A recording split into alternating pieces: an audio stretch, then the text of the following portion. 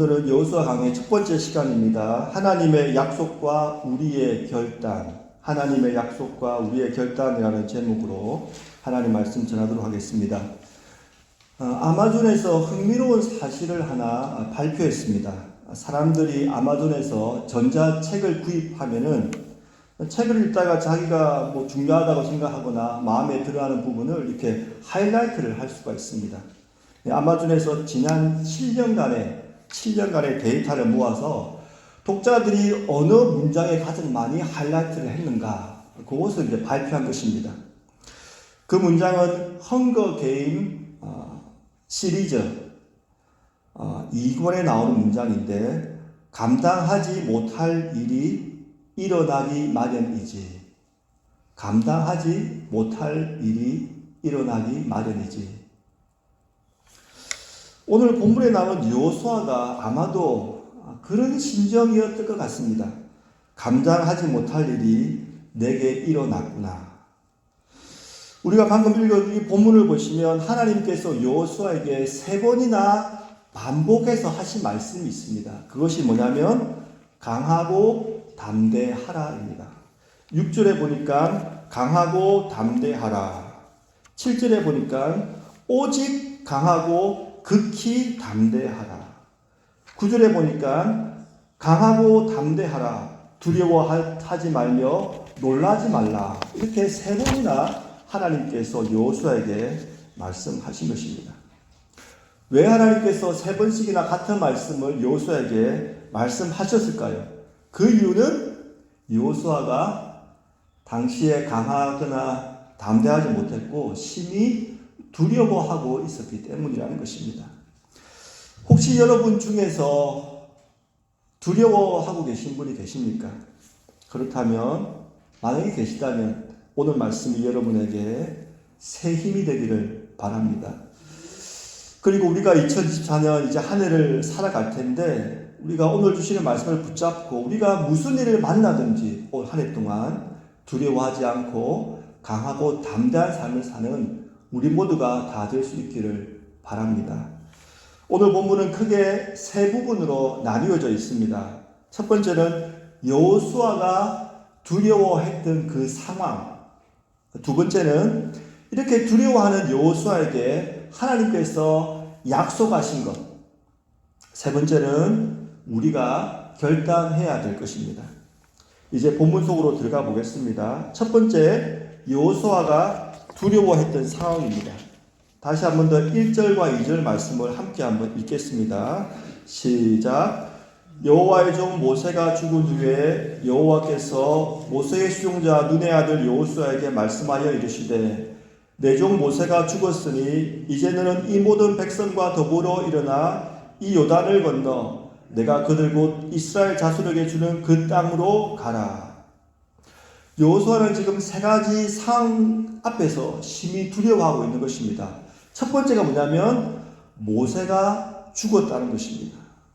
1절에 보니까 모세가 죽은 후에, 2절 보니까 한 번 더 다시 말합니다. 모세가 죽었으니. 이 현실 앞에서 여호수아가 두려워했다는 것입니다. 그런데 특이한 것은 그냥 모세가 죽었다라고 말하지 않고 그 앞에다가 모세가 어떤 사람이었는지를 수식하는 내용이 나옵니다. 그것이 무엇입니까? 여호와의 종, 여호와의 종. 그것도 2번이나 같이 나오지요. 1절에 보니까 여호와의 종, 2절에 보니까 내 종. 여기서 내는 여호와니까 여호와의 종. 같은 말이 반복되는 것입니다. 구약 성경에 보면 여호와의 종이라는 이런 단어를 발견하게 되는데, 이것은 모세에게만 사용된 고유 명사라고 보셔도 틀리지 않을 것입니다. 한글 성경으로 기준으로 봤을 때 여호와의 종, 이 단어는 25번이 나옵니다. 그런데 17번, 70%가 모세에게만 사용되었고 6번, 25%가 불특정한 다수에게 쓴 것입니다. 어떤 사람을 기준하는 것이 아니라, 예를 들면 여호와의 종들아 여호와를 찬양하라 할 때 일반적인 사람에게 쓴 것이죠. 나머지 이제 2번이 이제 모든 사역을 끝마치 여호수아에게 이제 2번을 사용했습니다. 그렇기 때문에 여호와의 종이라는 이 별명은 모세에게 주어진 특별한 타이틀이다 이렇게 보셔도 틀린 해석이 아닐 것입니다. 그렇다면 모세가 어떻게 여호와의 종이라는 이런 별명을 얻을 수가 있었을까요? 많은 이유가 있을 것입니다. 하지만 제가 개인적으로 생각했을 때는 모세가 여호와의 종으로서 하나님의 심중을, 하나님의 마음을 가장 잘 파악했던 인물이었기 때문에 주님 대신 하나님께서 너는 나의 종이다 이렇게 말씀하셨다고 생각이 듭니다. 제가 두 가지 예를 들어드리겠습니다. 하나는 민수기 11장에 나오는 내용입니다. 하나님께서 모세가 막중한 짐을 지고 이스라엘 백성들을 이끌어 나가자 장로 70명을 세워가지고 그들에게 회막으로 모이라고 했습니다. 그리고 그들에게 예언의 영을 부어주시면서 모세의 짐을 조금이라도 덜 수 있도록 그런 일을 해주신 이야기가 여기에 나옵니다. 그런데 기명된 장로 70명 중에서 엘답과 메닷이라는 두 사람이 회막으로 나오지 않고 자신의 장막에 그대로 있었던 것입니다. 그럼에도 불구하고 하나님께서는 회막으로 나온 그 장로들만이 아니라 자신의 장막에 그대로 머물러 있던 이 두 사람에게도 똑같이 예언의 영을 부어주셨습니다. 이것을 모세 옆에서 수종 들던 여호수아가 보고 다음과 같이 말을 한 것입니다. 그 부분이 민수기 11장 27절에서 29절에 나와 있습니다. 제가 한번 읽어드립니다. 한 소년이 달려와서 모세에게 전하여 이르되 엘답과 메닷이 진중에서 예언하나이다. 하매 택한 자 중 한 사람 곧 모세를 섬기는 눈의 아들 여호수아가 말하여 이르되 내 주 모세여 그들을 말리소서. 모세가 그에게 이르되 내가 나를 두고 시기하느냐. 여호와께서 그의 영을 그의 모든 백성에게 주사 다 선지자가 되게 하시기를 원하노라. 여호수아는 이때 모세의 말을 듣고 정신이 번쩍 들었을 겁니다. 여호수아는 자신의 섬기는 모세에게만 있는 이 예언의 영이 다른 장로들에게 임한 것도 좀 마음이 불편했는데 회막으로 오라고 했는데도 오지 않고 자신의 장막에 계속 머물러 있던 그 두 사람에게도 예언의 영이 임하자 시기심이 발동했던 것입니다. 그래서 모세로 하여금 제발 그들이 예언하지 못하도록 말려주세요라고 말을 한 것입니다. 하지만 이때 모세는 어떻게 반응했습니까? 모세는 자신이 하나님으로부터 받은 예언의 은사를 독점하려고 하지 않고 모든 사람이 자신과 같이 은사를 받아서 선지자의 삶을 살기를 원했던 것입니다. 그러니까 비록 회막에 나오지 않은 두 사람에게 예언의 영이 임하자 너무나 기뻤던 것입니다. 여기서 우리는 모세와 여호수아의 그릇이 얼마나 달랐는지를 우리가 발견할 수가 있습니다. 저는 모세가 여호와의 종이라고 불릴 수 있었던 이유가 바로 여기에 있었다고 생각합니다. 모세는 능력만 있던 리더가 아니라 시기심이 없던 리더였습니다. 그래서 자신뿐만 아니라 모든 이스라엘 백성들이 자신과 같이 하나님의 영을 받아서 하나님을 올바로 섬기는 그런 삶을 살기를 바랬던 것입니다. 그런데 이런 모세 때문에 가장 많이 혜택을 본 사람이 누군지 아십니까? 이런 모세의 성품 때문에 바로 이 말을 한 여호수아지요.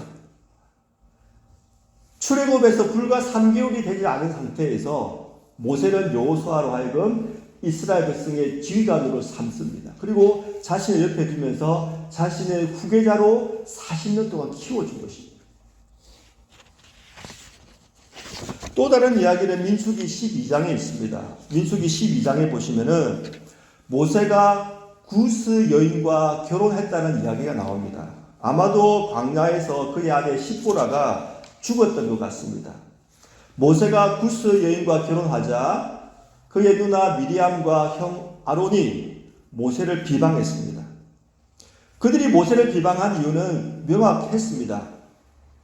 왜 이스라엘 여인 중에서 아내로 삼지 않고 이방 여인, 그것도 흑인 여인을 아내로 맞이했느냐? 그런 비방인 것입니다. 왜냐하면 구스란 말은 검다는 뜻인데 아프리카계의 흑인을 말하기 때문입니다. 그렇다면 모세가 왜 흑인과 결혼을 했을까요? 그 이유는 이스라엘 백성 중에 있는 소수 민족에게 마음이 있었기 때문입니다. 우리는 보통 이스라엘 백성이라고 하면 아브라함의 후손만 생각을 합니다. 하지만 성경을 자세히 보면 그렇지 않다는 것을 알 수 있습니다. 이스라엘이라는 나라는 출애굽한 이후에 형성이 된 것입니다. 그런데 출애굽할 때 어떤 사람이 이스라엘 야곱의 자손과 함께 나왔느냐 하면은 수많은 소수 민족도 함께 나온 것입니다. 한번 출애굽기 12장 37절로 38절을 한번 같이 읽겠습니다. 시작. 이스라엘 자손이 라암세스를 떠나서 숫곳에 이르니 유아 외에 보행하는 장정이 60만 가량이요 수많은 잡족과 양과 소와 12만의 가축이 그들과 함께 하였으며, 여기 보면 수많은 잡족이라 되어 있는데 NIV 영어 성경에서는 many other people, 많은 다른 민족들 이렇게 말하고 있습니다. 그리고 Good News Translation에서는 a large number of other people, 그 다른 소수민족이 엄청나게 a large number of니까 엄청나게 많이 같이 나왔다는 것입니다. 하나님의 마음은 언제나 약한 자들, 병든 자들, 고아와 가부들, 이방인들에게 있었습니다. 모세는 이것을 잘 알았습니다. 그래서 자신이 소수민족 중에서 그것도 특별히 천대받는 흑인 여인과 결혼함을 통해서 이스라엘 백성들이 소수민족을 소중히 여겨주기를 바랬던 것입니다. 모세는 바보가 아니었습니다. 그가 구스 여인과 결혼하면 미리암과 아론뿐만 아니라 수많은 야곱의 그 자손들이 자신을 비난하고 욕할 것을 알았습니다. 하지만 구스 여인과 결혼을 했던 것입니다. 왜냐하면 모세가 하나님의 심중을 정확하게 파악하고 있었던 하나님의 종이었기 때문입니다. 그래서 신명기에서는 모세를 다음과 같이 말을 해주고 있습니다. 신명기 34장 10절 다 함께 읽겠습니다. 시작. 그 후에는 이스라엘에 모세와 같은 선지자가 일어나지 못하였나니 모세는 여호와께서 대면하여 아시는 자요. 모세 이후에 얼마나 이스라엘이라는 나라가 길었습니까? 그죠? 하지만 모세와 같은 선지자가 그 이후에 일어나지 못했다는 것입니다. 그런데 이 모세가 지금 죽은 것입니다. 두 번째 여호수아가 처한 상황은 이 모든 백성과 함께 가야 된다는 것입니다. 2절에, 오늘 본문 2절에 보시면 이렇게 말씀하고 있습니다. 내 종 모세가 죽었으니 이제 너는 이 모든 백성과 더불어 가라고 말하고 있습니다. 이스라엘 백성은 출애굽한 1세대나 출애굽한 2세대나 똑같은 부류의 사람들이었습니다. 그들은 여전히 불만이 있으면 원망과 불평을 늘어놓았고 그리고 우상을 섬기는 그런 사람들이었습니다. 출애굽 2세대들이 광야에서 태어났다고 완전히 새롭게 변화된 사람들이 아니었던 것입니다. 두 가지 예를 들어드리겠습니다. 하나는 출애굽한 지 39년째 되는 때 거의 출애굽 2세대들만 남았을 때죠. 가데스 바네아에서 일어난 일입니다. 그때 출애굽한 2세들이 이렇게 말을 했습니다. 민수기 20장 4절 5절입니다. 너희가 어찌하여 여호와의 회중을 이 광야로 인도하여 우리와 우리 짐승이 다 여기서 죽게 하느냐? 너희가 어찌하여 우리를 애굽에서 나오게 하여 이 나쁜 곳으로 인도하였느냐? 이곳에는 파종할 곳이 없고 무화과도 없고 포도도 없고 석류도 없고 마실 물도 없도다. 여기서 너희랑 모세와 아론을 말합니다. 출애굽한 2세대들도 1세대와 똑같이 마실 물이 없자 이렇게 모세와 아론을 원망했던 것입니다. 그리고 약 1년이 지난 다음 출애굽 40년째 이제 요단강만 건너면 가나안 땅을 두고 있는 그런 상황에서 시딤에서 한 사건이 일어났습니다. 그 기록이 민수기 25장 1절로 3절에 있습니다. 제가 읽어드립니다. 이스라엘이 시딤에 머물러 있더니 그 백성이 모압 여자들과 음행하기를 시작하니라. 이 여자들이 자기 신들에게 제사할 때에 이스라엘 백성을 청함에 백성이 먹고 그들의 신들에게 절함으로 이스라엘이 바알 부올에게 가담한지라. 여호와께서 이스라엘에게 진노하시니라. 여기서 바알 부올이라는 것은 모압 족속이 섬기던 우상을 말합니다. 출애굽한 2세대들은 모압 여인과 음행을 행했고 바알 부올이라는 우상 앞에서 절까지 한 것입니다. 그리고 하나님께서 이것을 보시고 진노하신 것입니다. 여호수아가 두려워할 만했습니다. 이런 출애굽한 2세대들을 이끌고 가나안에 들어가서 그 땅을 차지해야 했기 때문에 정말 앞이 캄캄했을 것입니다. 마지막 세 번째 여호수아가 두려워했던 이유는 그 땅으로 가야 했기 때문입니다. 2절에 보시면 다음과 같이 말씀을 하고 있습니다. 내가 그들 곧, 오늘 본문입니다. 내가 그들 곧 이스라엘 자손에게 주는 그 땅으로 가라. 그 땅. 그 땅은 우리가 잘 알듯이 가나안 땅입니다. 그죠? 그런데 그 당시 가나안 땅에는 가나안 7 족속이 살고 있었는데 그 사람들이 어떤 사람인지를 성경이 정확하게 이야기를 해주고 있습니다. 신명기 7장 1절에 보시면 당시 그 사람들이 어떤 사람이었는지 말해주고 있습니다. 제가 한번 읽어드립니다. 내 하나님 여호와께서 너를 인도하여 내가 가서 차지할 땅으로 들이시고 내 앞에서 여러 민족 헷 족속과 기르가스 족속과 아모리 족속과 가나안 족속과 브리스 족속과 히비 족속과 여부스 족속 그 다음 중요합니다. 곧 너보다 많고 힘이 센 7 족속을 쫓아내실 때에 그 당시 살고 있었던 가나안 7 족속은 이스라엘 백성보다 수가 많고 힘이 더 센 민족이라고 말을 해주고 있는 것입니다. 요즘 한국 드라마 중에서 고려 거란 전쟁이라는 드라마가 한국에서 상당히 이렇게 흥행을 하고 있는 것 같습니다. 인터넷 뉴스에서 많이 나오길래 저도 한번 봤는데 드라마 중에 이런 대사가 나옵니다. 공격하는 병력은 방어하는 병력의 10배가 되어야지 승리할 수 있다. 공격하는 병력은 방어하는 병력의 10배가 되어야지 승리할 수 있다. 이런 대사가 나옵니다. 이 대사가 실전에서 얼마나 정확한지는 모르겠지만 상식적으로 맞는 말이긴 합니다. 그죠? 여러분이 10층 높이에서 지금 있고 밑에서 적들이 올라온다고 사다리를 타고 올라온다고 생각을 해보십시다. 여러분은 10층 높이 위에서 사다리를 타고 올라오는 적들을 몇 명이나 떨어뜨릴 수 있겠습니까? 여기서 말하는 10명까지는 아니더라도 그죠? 한 서너 명 정도는 가능하지 않겠습니까? 그죠? 성 안에서 방어하고 있는 적들을 물리치기 위해서는 공격을 성 밑에서 공격하는 편에서 최소한 몇 배는 더 강력한 전력을 가지고 있어야 한다는 것은 상식에 속할 것입니다.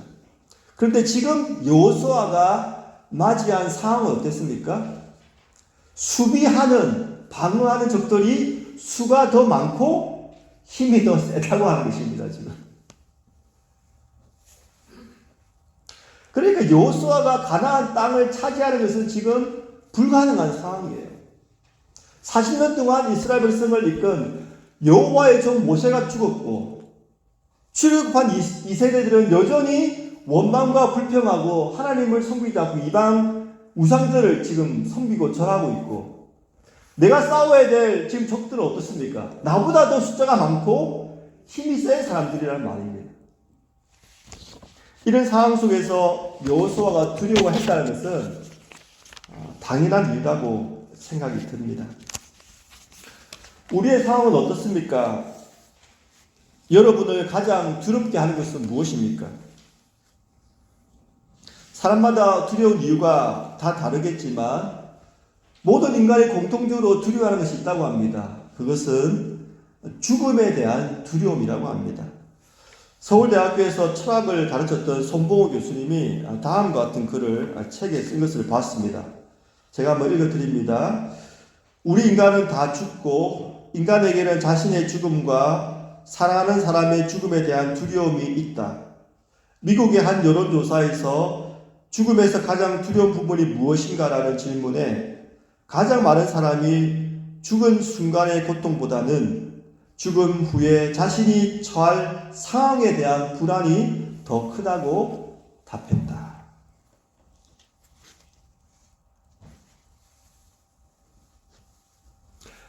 우리가 무엇을 두려워하든지 하나님께서는 두려워하는 여호수아를 찾아오셔서 약속의 말씀을 들려주셨습니다. 그리고 우리가 무엇을 두려워하고 있든지 하나님께서 여호수아에게 들려주셨던 그 약속의 말씀을 우리의 것으로 삼고 우리가 다 함께 강하고 담대하기를 바랍니다.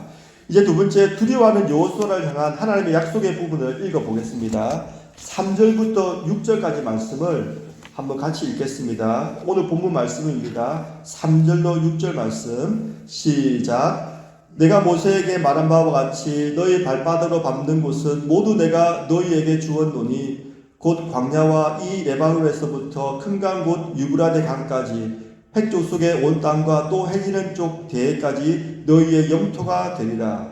내 평생에 너를 능히 대적할 자가 없으리니 내가 모세와 함께 있었던 것 같이 너와 함께 있을 것임이라. 내가 너를 떠나지 아니하며 버리지 아니하리니 강하고 담대하라. 너는 내가 그들의 조상에게 맹세하여 그들에게 주리라 한 땅을 이 백성에게 차지하게 하리라. 하나님의 약속은 크게 두 가지입니다. 먼저는 가나안 땅을 너희에게 주겠다는 것입니다. 여호수아는 지난 40년 동안 이스라엘 군대의 지휘관이었습니다. 그래서 이런 상황에서 싸우면 승리할지 패할지를 정확하게 알고 있던 사람이었습니다. 조금 전에 우리가 살펴봤던 대로 세 가지 이유 때문에 가나안 땅을 정복한다는 것은 불가능한 상황인데 하나님께서 여호수아에게 오셔서 내가 너로 하여금 이 땅을 차지하게 하겠다라고 말씀을 하신 것입니다. 3절에 보시면 이렇게 말씀하고 있습니다. 내가 모세에게 말한 바와 같이 너희 발바닥으로 밟는 곳은 모두 내가 너희에게 주었노니. 6절입니다. 내가 그들의 조상에게 맹세하여 그들에게 주리라 한 땅을 이 백성에게 차지하게 하리라. 두 번이나 이스라엘 백성이 가나안 땅을 차지할 것이라고 말씀을 한 것입니다. 근데 6절에 보시면은 한글 성경 번역이 약간은 조금 첨가할 것이 있습니다. 6절에 보시면은 내가 그들의 조상에게 맹세하여라고 되어 있는데 히브리어 원어에서는 복수로 내가 그들의 조상들에게 맹세하여 이렇게 되어 있습니다. 그러니까 하나님께서 가나안 땅을 이스라엘 백성에게 주시겠다고 맹세하신 것은 한 번이 아니고 여러 차례의 이스라엘 백성의 조상들에게 약속하셨던 내용이라는 것입니다. 그리고 드디어 그때가 지금 왔다는 것입니다. 본문을 보시면 3절에서도 좀 특이한 것이 하나 있습니다. 그것이 뭐냐면 하나님께서는 당신이 하시는 약속이 너무나 확실하기 때문에 완료형 동사를 사용한 것입니다. 너희 발바닥으로 밟는 것은 모두 내가 너희에게 주리라가 아니라 주언노니라고 완료형을 사용하신 것입니다. 하나님은 거짓말하지 않으시고 약속하신 것은 반드시 지키실 분이시기 때문입니다. 이 하나님의 말씀은 우리가 그대로 적용할 수가 있습니다. 예수님께서 우리 믿는 자에게 약속한 것이 무엇입니까? 한마디로 영생이지요. 그런데 우리에게 영생을 주겠다고 약속하실 때도 미래형 동사가 아니라 완료형 동사를 썼다는 것입니다. 우리 한번 요한복음 5장 24절 말씀을 함께 한번 읽겠습니다. 시작. 내가 진실로 진실로 너희에게 이르노니 내 말을 듣고 또 나를 보내시를 믿는 자는 영생을 얻었고 심판에 이르지 아니하나니 사망에서 생명으로 옮겼느니라. 동사를 보시면 믿는 자는 영생을 얻었고 사망에서 생명으로 옮겼느니라 라고 완료형으로 쓴 것입니다. 왜냐하면 예수님께서 하신 약속은 분명히 이루어질 것이기 때문입니다. 그렇기 때문에 예수님을 믿는 우리는 죽음을 두려워할 필요가 없는 것입니다. 두 번째, 하나님께서 여호수아에게 주신 약속은 뭐냐면 내가 어디로 가든지 내가 너와 함께 할 것이라는 것입니다. 본문 5절, 오늘 말씀 5절에 보시면 이렇게 기록하고 있습니다. 내가 모세와 함께 있었던 것 같이 너와 함께 있을 것이니라. 내가 너를 떠나지 아니하며 버리지 아니하리라. 이것이 두 번째 약속입니다. 이 약속은 9절에 가서도 반복해서 나옵니다. 내가 어디로 가든지 내 하나님 여호와가 너와 함께 하느니라. 여호수아가 가나안 땅을 차지할 수 있었던 이유는 그들이 객관적인 전력이 뛰어났기 때문이 아닙니다. 하나님께서 그들과 함께 주셨기 때문에 그것이 가능했던 것입니다. 사실 여호수아는 전쟁의 승패가 객관적 전력에 달린 것이 아니고 하나님께서 함께 주시는 것에 달려 있다는 것을 아주 오래전부터 알고는 있었습니다. 여호수아가 성경에 맨 처음 등장하는 곳이 출애굽기 17장입니다. 출애굽기 17장에 보시면은 하나님께서 여호수아가 첫 번째로 등장할 때부터 전쟁은 여호와께 속한 것이라는 것을 분명히 가르쳐 주셨습니다. 제가 한번 9절로 13절까지 한번 읽어드리겠습니다. 모세가 여호수아에게 이르되 우리를 위하여 사람들을 택하여 나가서 아말렉과 싸우라. 내일 내가 하나님의 지팡이를 손에 잡고 산 꼭대기에 서리라.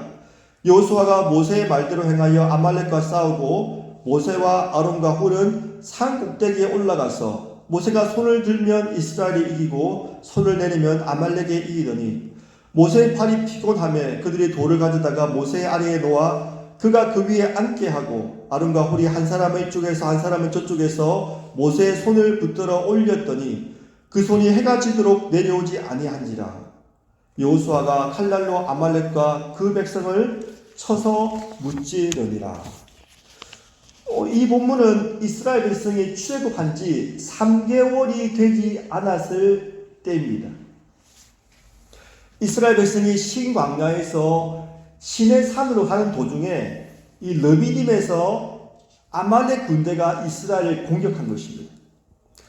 아말렉이라는 사람은 에서의 후손입니다. 그리고 아말렉 족속은 고대 유목민족으로서 네게브 지역에서 약탈을 일삼는 그런 강도와 같은 사람들이었습니다. 이들이 출애굽한 이스라엘 백성들을 공격한 것입니다. 당시 이스라엘 민족은 군사훈련을 제대로 받은 적이 없었습니다. 왜냐하면 애국의 바로 왕이 이스라엘 백성의 숫자가 많이 늘어나는 것을 두려워해서 남자들을 다 죽이는 그런 상황이었습니다. 그런 상황에서 이스라엘 백성들에게 따로 군사훈련을 시킬 리가 없었습니다. 모진 노동을 하는 노예에 불과했던 것입니다. 전문적으로 약탈을 일삼는 고대 유목민족과 400년 동안 노예 생활했던 이스라엘 민족이 지금 맞붙은 것입니다. 누가 이기겠습니까? 당연히 아말렉 족속이 이기겠지요. 하지만 결과가 어떻게 되었습니까? 이스라엘 민족이 이겼지요. 왜 그렇게 되었습니까? 그것은 하나님께서 모세의 기도를 들어주시고 이스라엘 군대와 함께해 주셨기 때문입니다. 출애굽기 17장 오늘 본문에 보시면 모세는 여호수아에게 사람을 택하여 아말렉과 싸우라고 보냅니다. 그리고 모세는 아론과 훌을 데리고 산 꼭대기에 올라가서 지팡이를 손에 들고 산 꼭대기에 섰습니다. 그때 모세의 나이가 8살이었죠. 아론은 몇 살이었습니까? 모세보다 3살 위니까 83살. 그리고 옆에 있는 훌은 몇 살이었을까요? 신학자들은 보통 훌을 미리암의 남편이라고 이렇게 추정을 합니다. 모세가 3개월 되었을 때 나일강에서 애굽의 공주가 건져내지 않습니까? 갈대 상자에서. 그때 미리암이 애굽의 공주와 이야기를 합니다. 그리고 이야기가 잘 되어가지고 모세의 어머니가 양육하도록 만들지요. 그러니까 대화를 했다는 것은 최소한 봐도 7세 정도는 그 당시에 되었다 이렇게 보면 됩니다. 그러니까 모세보다 최소한 7살은 많았을 것이고 훌이 자신의 아내 미리암과 같은 나이라면 당시 나이가 87 정도로 봐야 되는 것입니다. 그러니까 지금 80이 넘은 할아버지 3명에서 산 꼭대기에 올라가서 손을 들고 있는 것입니다. 저는 개인적으로 이 장면이 성경에서 가장 웃긴 장면 중에 하나라고 생각합니다. 만약에 우리가 믿음의 눈으로 보지 않으면 말입니다. 지금 밑에서는 무슨 일이 나고 있습니까? 이스라엘 백성들이 목숨을 걸고 지금 자신보다 더 강력한 아말렉 족속들과 목숨을 걸고 싸우고 있는 것입니다. 그런데 산 꼭대기 위에서 할아버지 3명이 지금 뭘 하고 있습니까? 손을 들고 있는 겁니다, 지금. 근데 8이 넘은 할아버지 3명이 손을 들고 있으니까 얼마나 팔에 힘이 들고 이게 오래 들 수 없으니까 그렇죠? 계속 손을 내리고 있고 계속 손을 올리고 이 상황을 계속 하는 겁니다, 지금. 그러니까 믿음의 눈으로 보지 않으면 이 상황이 도대체 저 할아버지 3명이 젊은 사람들은 죽으라고 싸우고 있는데 산꼭대기에 올라와서 지금 뭘 하고 있느냐 이렇게 볼 수 있는 그런 상황이었던 것입니다. 그런데 성경은 어떻게 기록하고 있습니까? 11절에 말하고 있습니다. 모세가 손을 들면 이스라엘이 이기고 손을 내리면 아말렉이 이기더니. 여호수아는 자신의 첫 전투에서 그때부터 이것을 배운 것입니다. 전쟁은 객관적인 전력에 있는 것이 아니라 하나님께서 함께 해 주시느냐 함께 해 주시지 않느냐 여기에 달려 있다는 것입니다. 그래서 하나님께서는 이 이야기를 모세로 하여금 기록해서 여호수아가 분명히 외우도록 만들으라고 말씀을 하셨습니다. 우리 한번 그 부분을 읽어보겠습니다. 출애굽기 17장 14절 말씀입니다. 시작. 여호와께서 모세에게 이르시되 이것을 책에 기록하여 기념하게 하고 여호수아의 귀에 외워 들리라. 내가 아말렉을 없이 하여 천하에서 기억도 못하게 하리라. 그런데 그때 이후 약 39년이 지났을 때였습니다. 이제 가나안 땅 진입을 앞두고 여호와께서 다시 여호수아에게 나타나셔서 그가 39년 전에 외웠던 말씀, 그 말씀을 여호수아의 귀에 다시 들려주시는 것입니다. 너를 능히 대적할 자가 없을 것이다. 내가 너와 함께 할 것이다. 내가 너를 떠나지 않으며 버리지 않을 것이다. 그러므로 강하고 담대하라.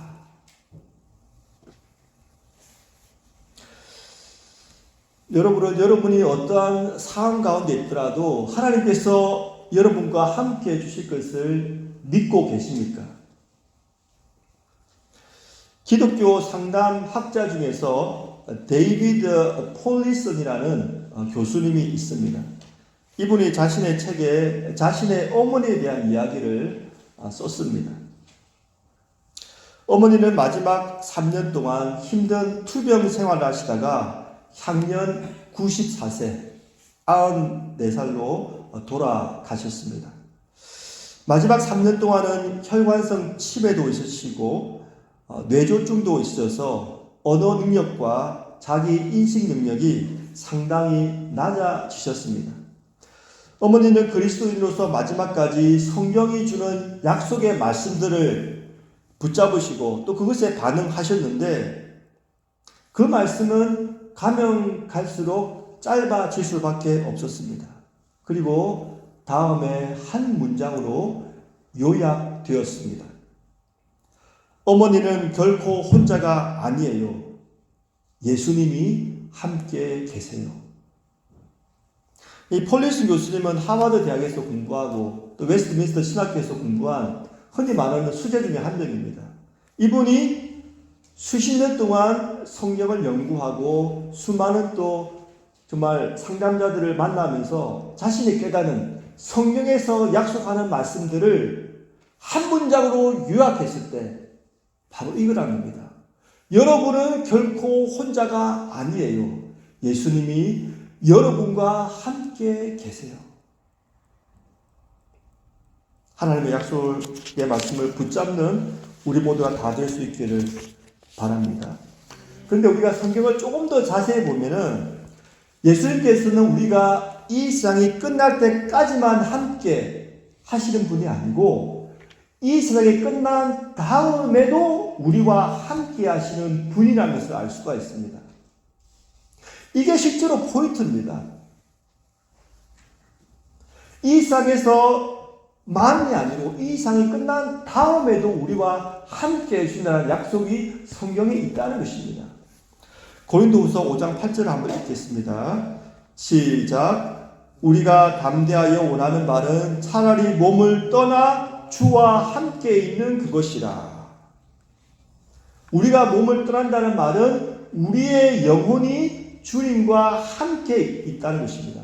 조금 어려운 신학적인 용어로 이것을 중간기 상태라고 말합니다. 예수께서 재림하시기 전에는 우리가 영과 육체가 분리되지요. 그리고 아직까지 부활의 몸을 입지 않았기 때문에 우리의 영혼만 있는 것입니다. 그때도 주님이 우리와 함께 계신다는 것입니다.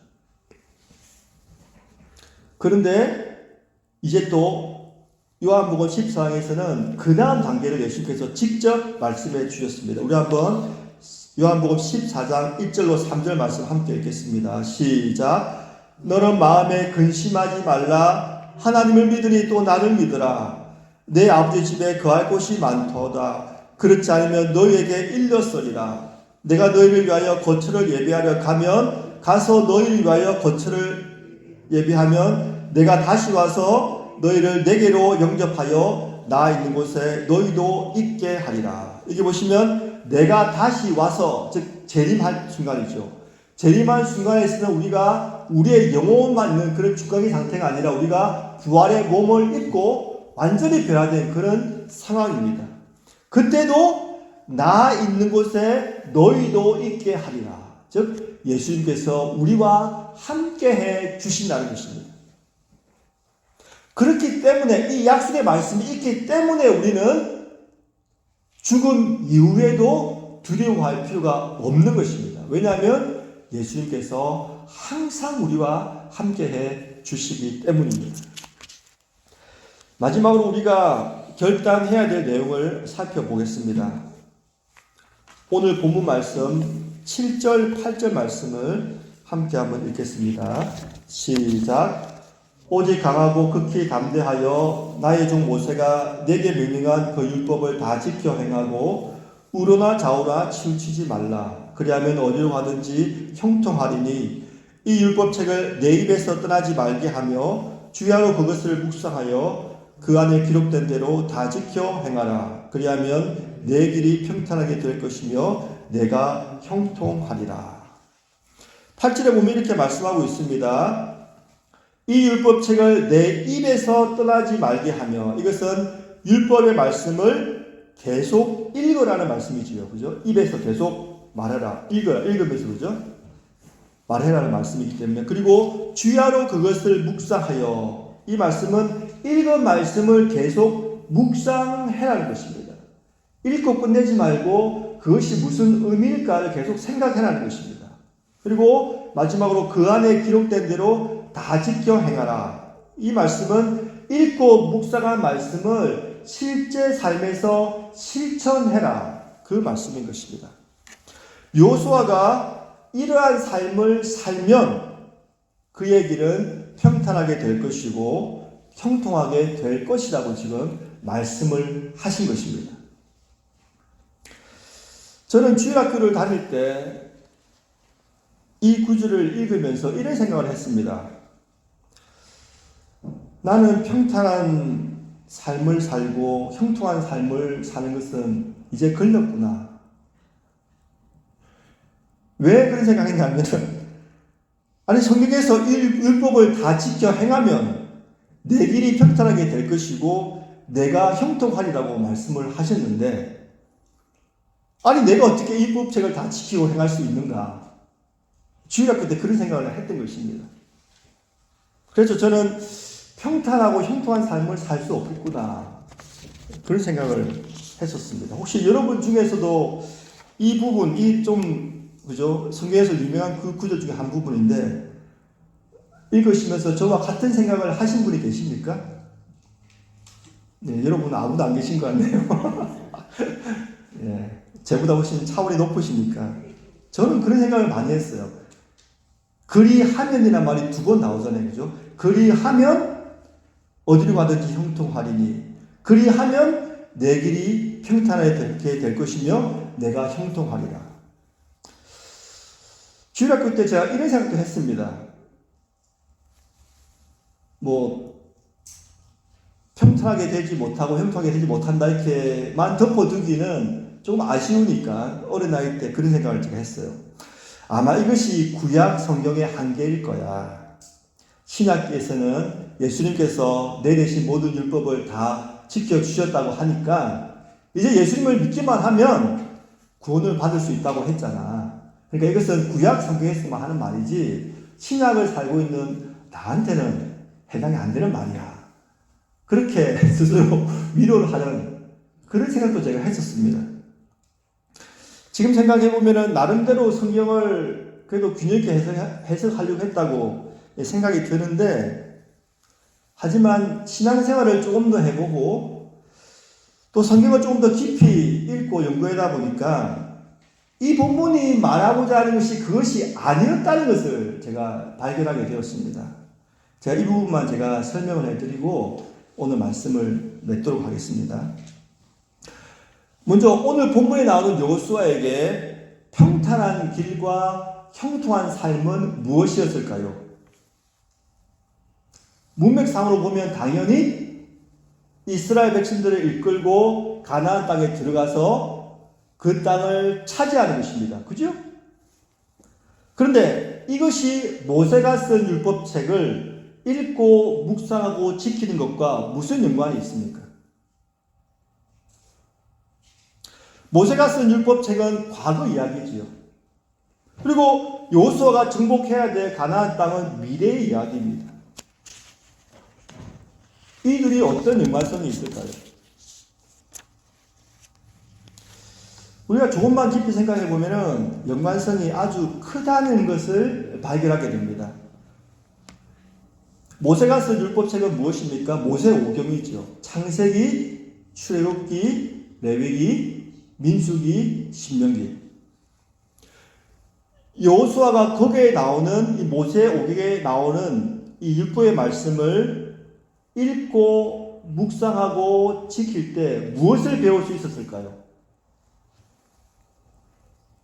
율법의 말씀을 읽고 묵상하고 지킬 때 배운 것도 있지만 또 그것과 함께 플러스로 모세오경에 나오는 인물들의 이야기를 읽으면서 율법은 너무나 당연하고 그가 똑같은 것을 발견할 수 있었다고 생각합니다. 그것이 뭐냐면 하나님의 말씀에 순종하면 결국에는 복을 받고 하나님의 말씀에 불순종하면 결국에는 복을 받지 못한다. 이것을 모세오경을 읽고 묵상하고 지켜가면서 배울 수 있었다고 생각합니다. 한번 머릿속으로 모세오경에 나오는 인물들을 한번 떠올려 보시기 바랍니다. 아담과 하와, 노아, 아브라함, 이삭, 야곱, 요셉, 그리고 애굽의 바로 왕들. 공통점이 무엇입니까? 하나님의 말씀에 불순종할 때는 복을 받지 못했고 하나님의 말씀에 순종할 때는 복을 받았다는 것입니다. 여호수아가 모세오경을 읽고 묵상하고 지켜가면서 이 원리를 깨닫는 것입니다. 그러면 이제 결론은 정해졌지요. 여호수아가 이제 가나안 땅을 정복하러 들어갔을 때 누구의 말을 듣고 그 땅을 차지해야 되겠습니까? 자신의 지혜가 아니라 하나님의 말씀을 듣고 거기에 순종할 때 그가 평탄한 삶을 살고 형통한 결과를 얻을 수 있다는 결론을 얻을 수 있다는 것입니다. 앞으로 우리가 여호수아서를 이제 같이 볼 텐데 이후에 나온 내용이 다 그 내용입니다. 여호수아가 하나님의 말씀에 순종할 때는 형통하게 잘 정복했고 그러지 못할 때는 형통하지 못했다는 것입니다. 대표적인 예를 하나만 제가 들어드리겠습니다. 여리고성 전투입니다. 여리고성은 난공불락의 성이었습니다. 언덕 위에 성이 세워져 있었고 성벽도 이중벽으로 되어 있었습니다. 여리고성 주민이 문을 딱 걸어 잠그고 밖으로 나오지 않으면 이스라엘 백성들은 결코 여리고성을 정복할 수가 없는 상황이었습니다. 설상가상으로 요단강을 건넌 이후로는 40년 동안 내렸던 만나가 그쳤습니다. 시간 싸움을 하면 여리고성 주민들이 이기는 것입니다. 이것을 여리고성 사람들도 알았습니다. 그래서 여호수아 6장 1절에 보니까 다음과 같이 기록을 한 것입니다. 이스라엘 자손들로 말미암아 여리고는 굳게 닫혔고 출입하는 자가 없더라. 시간만 흐르면 이스라엘 백성들은 패할 수밖에 없는 것입니다. 이때 여호와께서 여호수아에게 나타나서 말씀하신 것입니다. 여리고 성을 매일 한 바퀴씩 엿새 동안 돌아라. 그리고 마지막 날 7째 날에는 7번 돌아라. 그리하면 성이 무너져 내릴 것이다. 말도 안 되는 이야기죠. 그런데 여호수아가 어떻게 했습니까? 하나님의 말씀에 그대로 순종했던 것입니다. 왜 그것이 가능했을까요? 모세 오경을 읽고 묵상하고 지켜해가면서 어떻게 살아야지 형통할 수 있는지를 배웠던 것입니다. 말씀을 맺겠습니다. 2024년 새해 첫 주일 예배를 들으면서 우리는 한 가지 결단을 해야 된다고 생각합니다. 올 한해 우리가 살아가면서 내 지혜대로 내 방법대로 살지 않고 하나님의 말씀을 읽고 묵상하고 그것을 지켜 행하면서 하나님께서 원하시는 대로 한번 살아보는 것입니다. 그리할 때 우리 삶을 통하여 하나님의 영광이 드러나고 하나님의 역사가 나타날 줄로 믿습니다. 이 모든 은혜가 우리 모든 성도님들에게 함께 하시기를 간절히 축원드립니다.